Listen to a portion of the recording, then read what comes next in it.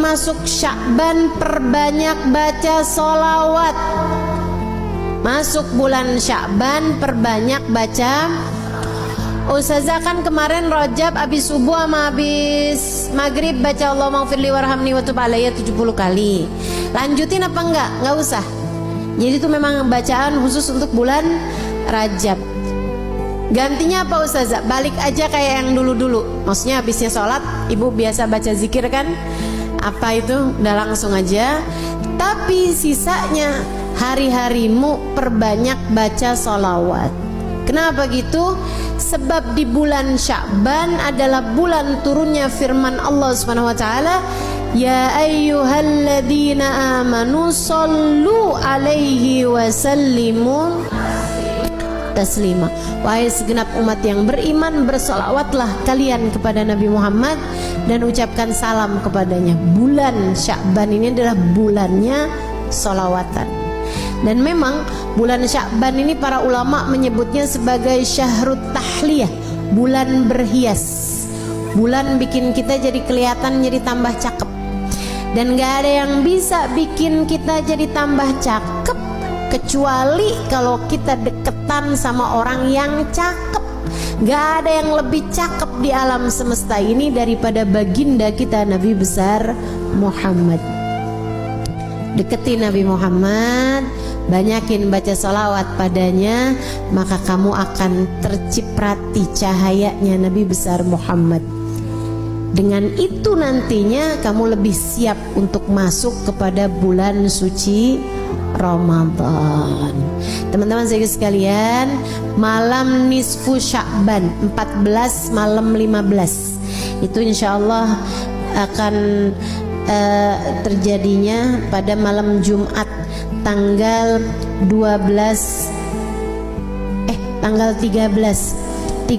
Februari, hari Kamis malam Jumat tanggal 13 Februari itu ya, malam nisfu Sya'ban, namanya Lailatul Barat gitu ya, malam Lailatul Furqan, malam pemisah nasib-nasib manusia.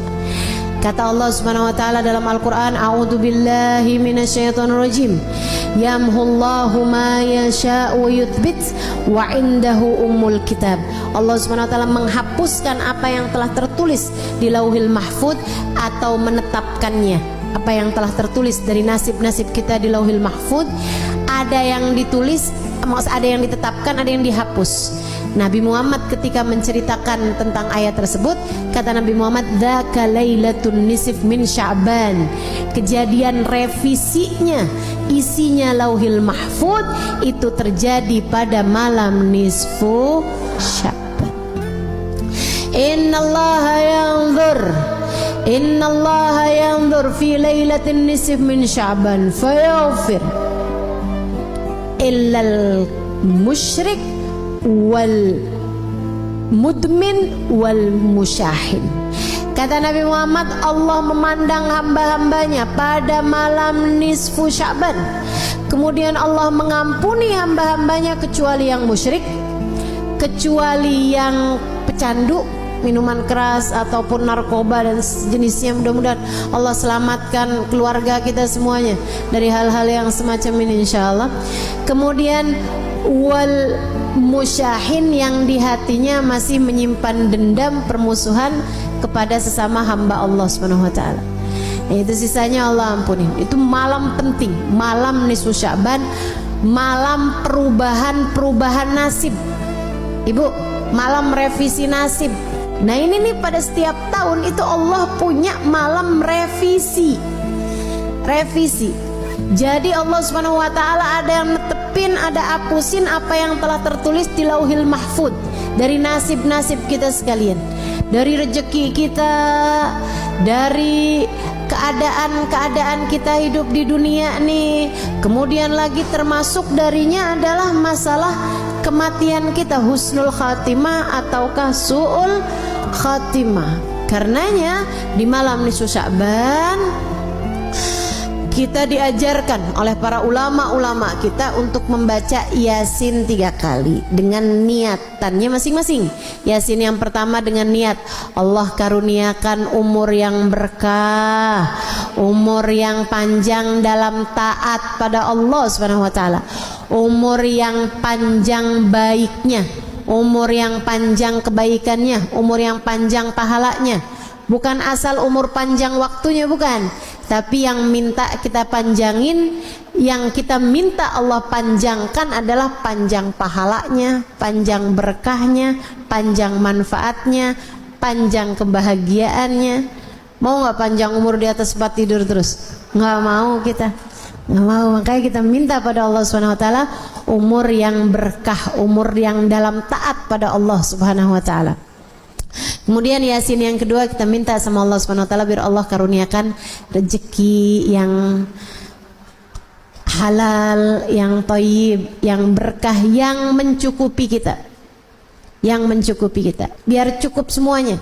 Lagi mau ngawinin anak ada rezekinya. Kan ya? Lagi mau nyunatin ada rezekinya. Lagi pengen ngasih anak-anak hadiah karena lulus sekolah, ada rezekinya. Mau ajak anak-anak jalan-jalan, ada rezekinya. Itu tuh yang enak tuh, rezeki itu yang kayak gitu tuh, yang mencukupi. Yang mencukupi, cukup gitu semuanya. Mau begini enak, mau ini enak, mau ini enak. Dan gak semua orang punya rezeki yang mencukupi. Kadang rezekinya banyak tapi kayak gak cukup aja gitu. Ada yang kayak gitu. Nah, kita minta sama Allah tuh rezeki yang halal, yang thayyib, yang berkah, yang mencukupi. Yang mencukupi kita sehingga nggak lagi tertarik merezekinya orang. Gitu udah cukup kok, alhamdulillah. Itu yang kita minta sama Allah Subhanahu wa taala. Juga rezeki-rezeki yang lain, karena rezeki itu bukan cuma urusan uang. Rezeki itu bukan cuma urusan harta, teman-teman. Kesolehan anak-anakmu itu adalah rezeki yang jauh lebih tinggi nilainya daripada sekedar rezeki harta. Betul nggak? Ibu-ibu saudaraku sekalian, saya muliakan, rezeki kesehatan menurutmu enakan banyak duit tapi sakit apa enakan sehat walaupun duitnya pas-pasan? Bisa gitu, sehat banyak duit ustazah, kan nggak jadi pilihan. Bagaimanapun kan tetap lebih enakan kesehatan. Jadi kesehatan itu rezeki lebih mahal daripada rezeki harta gitu. Nah, kita minta semuanya mau Allah Subhanahu wa taala rezeki harta yang thayyib, yang berkah. Kita minta juga sama Allah rezeki kesehatan badan kita, keluarga kita, gitu kan ya. Kita minta juga sama Allah kesolehan diri kita, kesolehan keluarga kita, jadi ahli taat semuanya, jadi ahli ibadah semuanya, insya Allah. Kemudian Yasin yang ketiga, kita minta sama Allah Subhanahu wa taala ini yang paling penting dalam kehidupan kita, yaitu dengan niat semoga Allah karuniakan kepada kita kematian dalam husnul khatimah, biar mati di saat iman begitu kuat dalam hati kita. Kita minta pada Allah agar di saat ajal menjemput kita, kita dimatikan dengan membawa iman dan Islam, bawa cinta pada Allah, bawa cinta pada Rasulullah, membawa bekalan amal-amal soleh, dan membawa dosa-dosa yang telah diampuni Allah Subhanahu wa taala.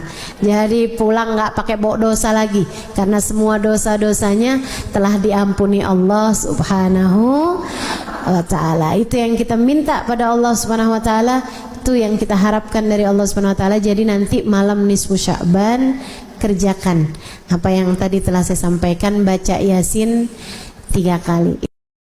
Habisnya nisfu Sya'ban yang nggak biasa puasa sunnah nggak boleh lagi puasa sunnah.